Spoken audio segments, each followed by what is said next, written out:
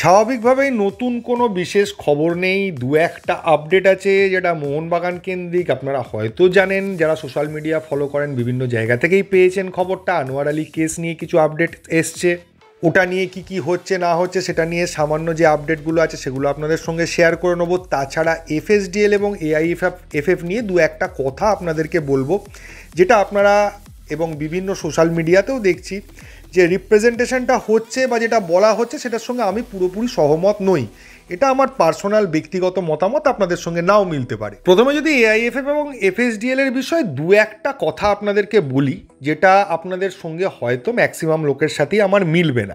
আমার দৃষ্টিভঙ্গিটা একটু অন্যরকম। দেখুন, এআইএফএফ একটা বডি, তারাই ভারতীয় ফুটবলের আপাতত সব কিছু বা মেন সংস্থা যাই বলুন না কেন, ভারতীয় ফুটবল এআইএফএফ এর ওপরই দাঁড়িয়ে রয়েছে। এখন যারা চালাচ্ছে তারা যোগ্য অযোগ্য, কে থার্ড ক্লাস, সেটা পরের বিষয়, সেই বিষয়টার মধ্যে আমি ঢুকতে চাইছি না। আমার কাছে বিষয়টা খুব সিম্পল। যদি এআইএফএফকে আপনি আপনার একটা বাড়ি ধরে নেন, যে বাড়িটাতে এতই ভাঙাচোরা অবস্থা কেউ ভাড়া নেবে না, এবং আপনার ভাড়া না দিলে আপনার সংসার চলবে না। আপনার সংসারে 4-5টা ছেলে মেয়ে রয়েছে যাকে খাওয়াতে হবে, সেগুলো হচ্ছে আই লিগ, সেটা হচ্ছে ওমেন্স লিগ, জুনিয়রদের লিগ, এরা হচ্ছে আপনার ছেলেপুলে, এদেরকে খাওয়ানোর জন্য আপনাকে বাড়িটা ভাড়া দিতেই হবে। তাছাড়া আপনি বাড়িটা নিয়ে কোনো বিজনেস বা কিছু করতে পারছেন না। এবার আপনার বাড়ির অবস্থা এতটাই ভাঙাচোরা যে কেউ নেওয়ার ব্যাপারে কোনো ইন্টারেস্টও দেখাচ্ছে না। তার মধ্যে একজন লোক, সেটা ধরে নিন এফএসডিএল, তারা রাজি হয়েছে। তারা বলছে আপনার বাড়িটা যদি কেউ ভাড়াও নেয় তাহলে 6,000 টাকা দেবে না, কিন্তু আমি আপনাদেরকে 10,000 টাকা দেবো। আপনাদের ভালোর জন্য, ভালোর কথা ভেবে, আপনাদের সংসারের কথা ভেবে আমি 10,000 টাকা দিয়ে আপনার বাড়িটা ভাড়া নেব। আপনি ভাড়া দিলেন 15 বছরের জন্য, সুন্দর চললো, আপনি 10,000 টাকা করে পেলেন, আপনার সংসার মোটামুটি চলছে, 15 বছর হয়ে গেল। এবার লিজটা বা কন্ট্রাক্টটা রিনিউ করার সময়। এবার এফএসডিএল বা বাড়ির যে ভাড়া নিচ্ছে সে বলল যে দেখুন, 10,000 টাকা দিয়ে আমার লোকসান হচ্ছে, আমি এখান থেকে যা বিজনেস করছি তাতে আমার 10,000 টাকা আপনাকে দেওয়ার মতো অবস্থা থাকছে না, তো আমি 5-6 হাজার টাকার বেশি দিতে পারবো না। সেটাও যুক্তিযুক্ত, সে ভাড়া নেবে, সে রোজগার করবে, তো সে পুরোপুরি লোকসান করে তো এটা করতে পারবে না। যদিও সে নেওয়ার সময় বলেছিল আপনার সন্তানের ভালোর দিক চেয়ে বা আপনাদের কথা ভেবেই সে ভাড়াটা নিয়েছিল। তো যাকে এখন সে আপনার সন্তানের কথা ভাবতে চায় না, সে তার বিজনেসের কথাই ভাবতে চায়, তাতে কোনো আপত্তি নেই। সে বিজনেসম্যান, সে বিজনেসের কথা ভাববে, এতে কোনো দোষ নেই। এইবার টাকা পয়সার দিকটা ঠিক আছে, আপনি 6,000 টাকায় কী করে চালাবেন বা কষ্ট করে আপনার ছেলে মেয়েদের খাবার জোগাড় করবেন সেটা আপনার বিষয়, তারা সেটা ভাবতে চায় না। এবার যদি বলে যে আপনি 10,000 টাকা দিয়ে ছেলে মেয়েকে কী খাওয়ালেন তার হিসেবটা দিন, সেটাও আপনার গায়ে লাগবে।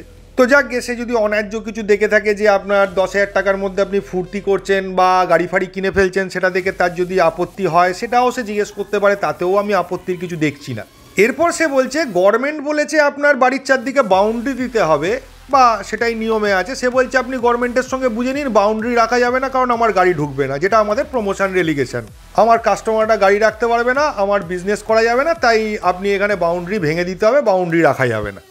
এরপর বলছে আপনার বাড়ির নিচের মেনটেনেন্সের ক্ষেত্রে যে কমিটি থাকবে বা যে কমিটি ডিসাইড করবে, ধরুন পাড়ার একজন লোক আছে, ওই আপনার ভাড়াটিয়ার একজন লোক আছে, আপনার বাড়ির একজন মেম্বার আছে, তারা বলছে না, ও যা ডিসিশান নেবো আমি নেবো, আমাকেই মেনলি ক্ষমতাটা দিতে হবে সব কিছু করার। সে রিপেয়ার করা হোক, আপনার বাড়ির নিচের কনস্ট্রাকশন চেঞ্জ করা হোক, তারাই সব ডিসিশান নেবে।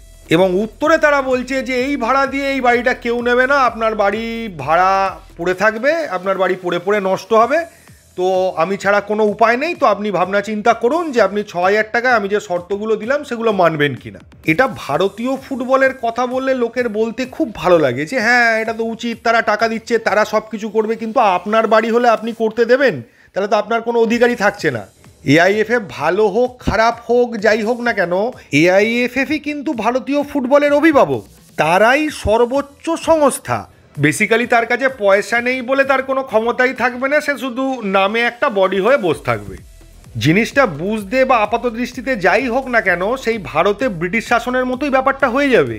ভারতীয় ফুটবল একটা কোম্পানির কন্ট্রোলে থাকবে পুরোপুরি, সেটাই চাইছে। আজকে যদি ব্রিটিশরা বলে আমরা ফিরে এসে এখন যা ভারতবর্ষ রয়েছে তার থেকে অনেক বেশি উন্নতি করে দেবো, তখন সেটা শুনতে ভালো লাগবে। এবং ম্যাক্সিমাম লোক এই জায়গাটা দেখছেই না বা এই জায়গাটা তাকাচ্ছেই না। এমনকি রাজনৈতিক ক্ষেত্রে এই ভদ্রলোকেরাই বলছে সারা দেশ কর্পোরেটের হাতে চলে যাচ্ছে, কর্পোরেট কন্ট্রোলে চলে যাচ্ছে বলে তারা প্রতিবাদ জানাচ্ছে বিভিন্ন ক্ষেত্রে। অথচ ফুটবলের ক্ষেত্রে ব্যাপারটা যখন সেই জায়গায় দাঁড়িয়ে যাচ্ছে তখন কিন্তু প্রতিবাদটা সেই রকমভাবে আসছে না। তারাই বলছে না না, ভারতীয় ফুটবলের তো ভালো হবে, ভালো হবে, এটা নিয়ে কোনো সন্দেহ নেই। আমি 100 বার স্বীকার করছি যে এফএসডিএল ভারতীয় ফুটবলের উন্নতি করছে, কিন্তু পরিবর্তে যে মূল্যটা তারা চাইছে তার সঙ্গে আমি কিন্তু অতটাও সহমত নই।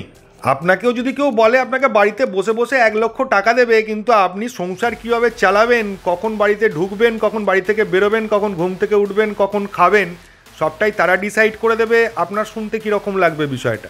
আমার এই জায়গাটাই স্ট্রাইক করেছে। আমার মতামতের সঙ্গে আপনাদের মতামত নাও মিলতে পারে। যেমন আমার এক বন্ধুই বলেছিল যে কোম্পানি যদি বেশি টাকা দিচ্ছে, মাইনে দিচ্ছে, মানে কোম্পানির মালিক যদি বলে তার পায়ের জুতোটাও পরিষ্কার করে দিতে হবে। এবং আমার মতামত ছিল, ভাই আমি ভিক্ষে করে খাবো, রাস্তায় ভিক্ষে করব, না খেতে পেয়ে মরে যাব তাও ভালো, কিন্তু লোকের জুতো পরিষ্কার করার বদলে আমি বেশি টাকা নেবো না। বেশি টাকার জন্য কারোর বাবার চাকর হয়ে বাঁচতে আমি অন্তত রাজি নই। আবার বলছি, এটা আমার ব্যক্তিগত মতামত, আপনাদের মতামত আলাদা হতে পারে। এখন কেউ টাকার জন্য নিজের সন্তানকেও বিক্রি করে দেয়, তার সেটা ঠিক মনে হয়, তার মনে হয় টাকাটা বেশি ইম্পর্টেন্ট, টাকা না থাকলে আমি সন্তানকে মানুষই বা করবো কী করে, তার থেকে সন্তানকে বিক্রি করে 2 টাকা পাই সেটাই কাজে দেবে, সেটা মানসিকতা। আর এবার যদি আমি মোহনবাগানের খবরে আসি, তাহলে আনোয়ার কেস নিয়ে কেসটা তো আপনারা জানেন যে ব্যাপারটা ফিফার কাছে চলে গেছে এবং যা ডিসিশন নেবে সেটা ফিফাই নেবে। কিন্তু রঞ্জিত বাজাজের মাঝখানে একটা আপত্তি জানাচ্ছে এবং তিনি একটা আন্দোলন করতে চাইছেন, কারণ কল্যাণ চৌবের স্ত্রী কিন্তু মোহনবাগান ম্যানেজমেন্টে আছে। তো তিনি বলতে চাইছেন যে কল্যাণ চৌবে স্বাভাবিকভাবেই যেহেতু তার স্ত্রী মোহনবাগান ম্যানেজমেন্টে আছে তো মোহনবাগানকে ফেভার করবে এবং ডিসিশন ইস্ট বেঙ্গল এবং রঞ্জিত বাজাজের বিরুদ্ধে বা আনোয়ারের বিরুদ্ধে যাবে। তো এই বিষয়ে একদম সিম্পল বক্তব্য, যেহেতু কেসটা ফিফার কাছে চলে গেছে, আশা করা যায় যে এআইএফএফ সেটাতে খুব বেশি প্রভাব ফেলবে বা সেটাকে প্রভাবিত করবে এটার সম্ভাবনা কমই মনে হচ্ছে আমার। এবং আনোয়ার কেসের ডিসিশনের ক্ষেত্রে কল্যাণ চৌবের ভূমিকা খুব বেশি থাকবে বলেও আমার মনে হয় না। যদি আইএফএফ এর হাতে সব কিছু থাকতো, তারা যদি ডিসিশন নিত, তাহলে বুঝতাম যে না, কল্যাণ চৌবে তার বউয়ের কথা ভেবে মোহনবাগানকে খুব ভালোবেসে মোহনবাগানের ফেভারে একটা ডিসিশন দিচ্ছে, কিন্তু সেটাও তো হয়নি। গত বহু বছর ধরে কেসটা তো পড়েই আছে। এআইএফএফ বেসিক্যালি তো এই কেসটা নিয়ে কিছুই করতে পারেনি, একটা ডিসিশন দিয়েছিল, সেই ডিসিশনটাও স্টে অর্ডার হয়ে গেছে, সেই ডিসিশনও কেউ মানেনি, কারোরই কিছু হয়নি। এবং আনোয়ার ও ইস্ট বেঙ্গল দুজনেই কিন্তু এর বেনিফিটটা পেয়েছে, তারা নির্বাধায় নির্দ্বিধায় খেলে গেছে। এখন পুরো বিষয়টা যেহেতু ফিফার ঘরে চলে গেছে, যদি তাদের মনে হয় যে না মোহনবাগান ভুল করে, তাহলে মোহনবাগানকে শাস্তি দেবে, তাতে আপত্তির কিছু নেই, যে কারণ ফিফা যে ডিসিশনটা নেবে সেটা মানতে হবে। তবে কি ডিসিশন হবে হতে পারে সেটা আগে থেকে প্রেডিক্ট করে লাভ নেই, যা হবে সেটা দেখা যাবে, ফিফাই জানাবে তারা কি ডিসিশন নিল, আর কতদিনে তারা আবার কতদিন সময় লাগায় সেটার জন্য আমাদেরকে দেখতে হবে। এর বাইরে আর কিছু নেই। আপনারা আপনাদের মতামতগুলো জানাবেন বিষয়টা নিয়ে। এই ভিডিওতে এইটুকুই। থ্যাংক ইউ, ধন্যবাদ এবং জয় মোহনবাগান।